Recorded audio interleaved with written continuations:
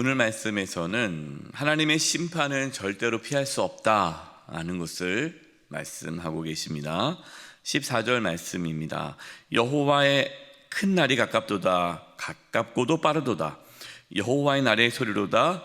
용사가 거기서 심히 슬피 우는도다. 여기서 여호와의 큰 날은 하나님의 심판의 날을 뜻합니다. 그러니까 하나님의 심판의 날이 멀리 있지 않고 가깝고 빠르게 온다라는 것이죠. 하나님의 심판은 곧 올 것입니다. 예수님은 곧 이 땅에 올 것입니다.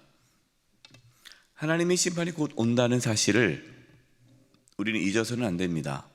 이 하나님의 심판은 개인적으로 오고요, 공동체적으로 오고요, 또한 우주적으로 옵니다. 개인적으로 온다는 것은 각자 개인에게 하나님의 심판이 언제 임할지 모르죠. 공동체로 임한다는 것은 또 가정, 또 교회, 또 나라, 이렇게 공동체 가운데 하나님의 심판이 임하기도 하고요. 우주적은 이제 종말의 때를 의미하죠. 전 우주가 전체가 이제 하나님의 심판의 날을 맞이하게 됩니다. 하나님의 심판의 날이 임하면 어떻게 될까요? 15절, 그날은 분노의 날이요 환난과 고통의 날이요 황폐와 패망의 날이요 캄캄하고 어두운 날이요 구름과 흑암의 날이요. 하나님의 심판의 날은 환난과 고통의 날이다. 황폐와 패망의 날이다. 그 누구도 그 무엇도 하나님의 심판을 막을 수 없다는 것이죠. 16절입니다. 나팔을 불어 경고하며 견고한 성읍들을 치며 높은 망대를 치는 날이로다. 견고한 성읍들이 하나님의 심판으로 인해서 무너진다는 거죠. 아무리 견고한 성읍이라 할지라도 하나님의 심판을 피할 수 없다. 여리고성 보십시오. 당대에 가장 강력하게 크고 가장 안전한 성읍 중에 하나인 여리고성, 하나님의 심판으로 무너지지 않았습니까? 17절과 18절입니다. 내가 사람들에게 고난을 내려 맹인같이 하게 하리니 이는 그들이 나 여호와께 범죄하였음이라. 또 그들의 피는 쏟아져 티끌같이 되며 그들의 살은 분토같이 될지라. 그들의 은과 금이 여호와의 분노의 날에 능히 그들을 건지지 못할 것이며 이 온 땅이 여호와의 질투의 불에 삼켜지리니 이는 여호와가 이 땅 모든 주민을 멸절하되 놀랍게 멸절할 것입니다. 지금 하나님께서는 유다 백성들이 착각하고 있는 것에 대해서 계속해서 말씀합니다. 그 착각이 뭡니까? 군사력이 있으면, 또 견고한 성읍이 있으면, 또 은과 금이 풍부하면 이 모든 것이 우리를 안전하게 해줄 것이다, 지켜줄 것이다, 이것을 생각하고 그렇게 믿고 살아가고 있는 거죠. 유다 백성들이 왜 또 종교 지도자들과 그 나라의 정치 지도자들이 왜 하나님을 떠나 악을 행할까요? 이유는 하나죠. 그렇게 함으로 힘을 얻고 권력을 얻고 돈을 얻으면 안전할 것이고 행복할 것이고 그것이 나의 삶을 보장할 것이다 라고 생각하기 때문에 그렇죠. 우상숭배 왜 합니까? 우상숭배의 목적은 하나죠. 자신의 유익, 내가 원하는 것을 얻기 위해 우상숭배를 하는 겁니다. 하나님께서 그렇게 하지 말라고 해도 그렇게 하는 이유는 자기를 위해서죠. 그 말은 그것이 나를 지켜주고 보호해주고 내가 원하는 것을 내가 가지면 그것이 나를 행복하게 할 것이고 나를 구원할 것이다 라는 그 착각 때문이죠. 그래서 그들은 하나님을 구하지 않았습니다. 눈에 보이는 힘과 재물을 구한 것이죠. 하지만 그것이 유다 백성들을 구원해 주지 못했습니다. 지금도 마찬가지입니다. 지금도 사람들은 힘을 구하고 권력과 명예와 또 돈을 구합니다. 왜요? 그것이 자기를 지켜줄 것이라고 생각을 하죠. 우리는 기억해야 합니다. 하나님의 심판, 죄에 대한 심판, 하나님의 심판에서 구원받을 수 있는 유일한 길은 하나님께 나아가는 것뿐입니다. 그래서 하나님께서는 끊임없이 선지자들을 보내주셨습니다. 하지만 선지자들이 전하는 하나님의 말씀에 귀를 기울이지 않았죠. 하나님은 그래도 포기하지 않으시고 선지자를 계속해서 보내주심으로 하나님의 심판을 피할 수 없다. 너희가 아무리 견고한 성읍을 갖고 있어도, 아무리 군사력이 강해도, 은과 금이 풍부해도 그것으로 하나님의 심판을 피할 수 없다. 다시 바꿔 말하면 그것이 너희들을 구원할 수 없다 하는 것이죠. 이사야 선지자가 죽임을 당하였습니다. 므낫세가 왕으로 있었을 때에 하나님께서 이사야 선지자를 보냈지만 므낫세 왕이 이사야 선지자를 죽였죠. 하나님은 또 스바냐 선지자를 보내셔서 여전히 말씀해 주십니다. 하나님의 심판을 전한 것이죠. 그래서 스바냐가 처음부터 하나님의 심판에 대한 말씀을 하는 겁니다. 하나님의 심판의 말씀은 결국 이루어졌죠. 우리는 역사를 통해서 알고 있습니다. 요시야 왕 때 종교 개혁을 일으켜서 하나님께서 그들을 구원해 주셨지만 또 요시야 왕 이후로 또 유다 왕들은 므낫세 왕처럼 우상을 숭배했고 하나님을 떠나 악을 행했죠. 결국 바벨론에 의해 유다는 멸망을 당하고 바벨론 포로로 끌려갔습니다. 우리는 말씀을 통해서 이스라엘 역사를 통해서 하나님의 심판은 이루어짐을 우리는 배웠죠. 마찬가지입니다. 우리의 삶도 그렇습니다. 하나님의 심판이 임하기 전에 우리는 회개해야 합니다. 끝까지 고집을 피우고 끝까지 하나님 말씀을 외면하고 목사님 그것은 다 현실과 다릅니다. 현실은요 돈이 있어야 됩니다. 현실은요 힘이 있어야 됩니다. 돈과 힘이 없으면 안 됩니다.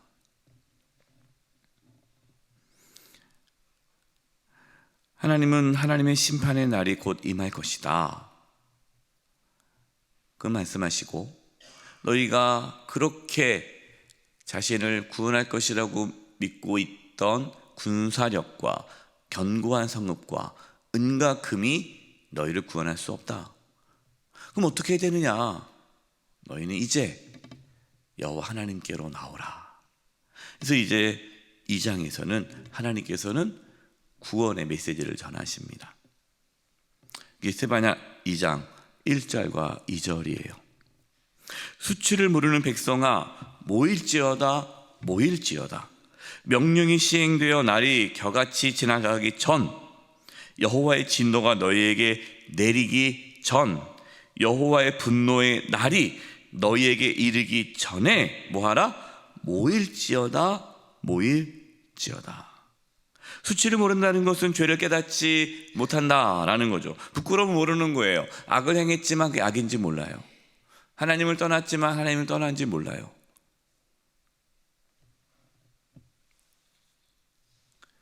하나님은 모이라고 말씀하십니다. 왜 모이라고 하실까요? 모이는 목적이 뭡니까? 모여서 회개하기 위해서죠. 하나님께로 모이는 거죠. 우리가 구원받을 유일한 길은 하나님께로 모이는 것입니다. 여기서 모이라고 하는 건 공동체 아닙니까? 우리가 개별적으로 하나님께 나아갈 수 있죠. 하지만 공동체가 하나님께 나아가는 것이 필요합니다. 우리가 계속해서 지금 가을신앙 사경의 가운데 선교적 공동체라는 주제로 말씀을 나누고 있어요. 공동체가 중요한 주제죠. 하나님은 공동체의 하나님이십니다. 그래서 교회를 세운 거죠. 개별적으로 신앙생활하는 것이 아니라 공동체가 하나님을 섬기고 그 공동체를 통해서 하나님은 세상에게 복을 주기 원하시는 거죠. 그래서 우리는 공동체로 하나님께 나아가야 됩니다. 우리의 가족이, 우리의 교회가, 한국교회가, 공동체가 하나님께로 모여야 합니다. 개별적인 회개도 필요합니다. 그러나 공동체가 함께 회개하는 것이 필요합니다. 그래서 가을신앙 사경회와 같이 이렇게 우리가 다 같이 성도들이 모여서 말씀을 듣고 함께 기도하고 하나님의 은혜를 구하는 것이 필요합니다. 하나님은 유다를 회복하기 위해 유다 온 백성이 하나님 앞에 모일 것을 명령하십니다. 이스라엘 역사를 보십시오. 하나님께서는 모일 것을 말씀하셔서 그래서 미스바에 다 모여서 어른부터 아이까지 모여서 하나님 앞에 회개할 때에 하나님의 심판이 그치고 진노가 그치고 하나님의 구원이 이루어짐을 우리는 알고 있습니다. 사랑하는 성도 여러분, 우리도 하나님 앞에 모여야 합니다. 이 새벽에 모여주신 우리 성도님들 감사합니다. 집에서도 기도할 수 있죠. 그러나 이렇게 모여서 우리가 함께 기도하고 말씀을 듣는 것 중요합니다. 스바냐 2장 3절입니다. 여호와의 규례를 지키는 세상의 모든 겸손한 자들아, 너희는 여호와를 찾으며 공의와 겸손을 구하라. 너희가 혹시 여호와의 분노의 날에 숨김을 얻으리라. 자, 모여서 무엇을 해야 할까요? 세상의 모든 겸손한 자들아. 이 겸손한 자들아, 누가 겸손한 자예요? 이 겸손이라는 것은 그냥 단순히 성품을 뜻하는 게 아니죠. 여기서 겸손은 하나님을 절대적으로 의존하며 살아가는 자들, 돈이 아니라, 군사력이 아니라, 힘이 아니라, 견고한 성읍이 아니라 하나님만이 우리를 구원해 줄 수 있습니다. 하나님이 계시지 않으면, 하나님이 도와주지 않으면 우리는 살 수 없습니다. 이 가난한 마음, 심령이 가난한 자, 마음이 가난한 자, 하나님에 대한 절대적인 의존을 하는 자가 겸손한 자들입니다. 이게 신앙인이죠. 믿음은 이 겸손이 있어야 돼요. 세상의 모든 겸손한 자들아, 그 말을 바꿔 말하면 세상의 모든 믿는 자들아, 믿음은 겸손이죠. 겸손하지 않으면 믿을 수 없어요. 내가 예수를 믿는다는 것은 겸손하다는 거죠. 너희는 여호와를 찾으며, 하나님을 찾으라는 겁니다. 무엇을 찾지 말고 힘과 권력과 재물과 명예를 찾지 말고, 오해하지 마세요. 그것이 필요 없다는 게 아닙니다. 가난하게 사십시오, 그냥 아무것도 갖지 마십시오라는 게 아니에요. 돈 벌어야죠. 우리가 각자의 삶의 자리에서 또 최선의 삶을 살아야죠. 하지만 그것이 우리의 목적이 아니라 수단이죠. 목적은 하나님입니다. 우리는 하나님을 구하는 거예요. 하나님을 찾는다는 게 뭡니까? 공의와 겸손을 구하라. 하나님을 찾는다면서 공의와 겸손을 찾지 않으면 하나님을 찾는 게 아니죠. 하나님은 공의의 하나님, 자비의 하나님, 사랑의 하나님입니다. 공의를 구한다는 게 뭘까요? 공의를 구한다는 것은 두 가지 의미가 있습니다. 첫째는 하나님과의 관계가 회복되기를 구하는 거예요. 성경에서 말하는 의는 단순히 도덕적인 의만을 말하는 것이 아니라 하나님과의 올바른 관계가 회복된 상태가 의예요. 그래서 의인, 우리가 의인 아닙니까? 의인. 우리는 죄인이잖아요. 근데 우리 보고 의인이래요. 왜 의인입니까? 우리가 착하게 살아서 의인이 아니라 하나님의 관계가 예수 그리스도의 보혈로, 십자가의 은혜로 하나님과의 관계가 회복되었기 때문에 우리는 의인인 거죠. 그래서 여기서 하나님의 공의를 구하라 라는 것은 하나님과의 관계가 회복되기 위하여 구하라 라는 것입니다. 우리가 가장 구해야 할 것은 주님과의 관계 회복이죠. 하나님과 관계가 회복되기 위해 우리는 회개해야 되고 또 하나님께 나아가는 거죠. 그리고 두 번째 의미는 실제로 공의, 하나님 말씀대로 의롭게 살아가는 것입니다. 거룩입니다. 거룩. 계속 지금 우리가 가을 신앙 사경에서 말씀을 듣고 있는 거룩. 세상에 속해 있지만 세상 사람들처럼 살지 않고 다르게 살아가는 그것, 이것이 의고 공의입니다. 하나님 관계가 회복되어서 하나님의 공의를 이루며 살아가는 것, 그것을 구하라. 겸손을 구하라. 아까 말씀드렸습니다. 겸손이 뭐라고 그랬습니까? 가난한 마음으로 하나님을 절대적으로 의지하는 겸손이잖아요. 그것을 구하는 거예요. 이 겸손을 구한다는 것은 자기를 부인하는 겁니다. 너희가 혹시 여호와의 분노의 날에 숨김을 얻으리라. 우리는 예수 그리스도를 믿음으로 여호와를 찾으며 공의와 겸손을 구하게 된 것이죠. 우리는 예수 그리스도를 믿음으로 하나님 관계가 회복되어졌고, 우리는 예수 그리스도를 의지함으로 하나님께 나아갈 수 있게 되었고요.